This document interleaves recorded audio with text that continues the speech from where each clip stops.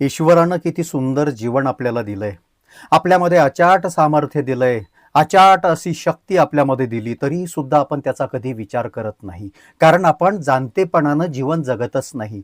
जर आपण जाणतेपणानं जीवन जगायला लागलो तर बऱ्याच गोष्टी आपल्या आठवायला लागतात. बऱ्याच गोष्टी आपल्याला या ठिकाणी करायला आपलं मन उद्युक्त करतं किंवा आपल्या हातून त्या घडायला लागतात. जेव्हा आपण जाणतो तेव्हा आपल्यामध्ये प्रचंड इच्छाशक्ती निर्माण होते. आपल्यामध्ये प्रचंड अशी शक्ती ईश्वरानं दिलेली आहे, ईश्वर दत्त आहे.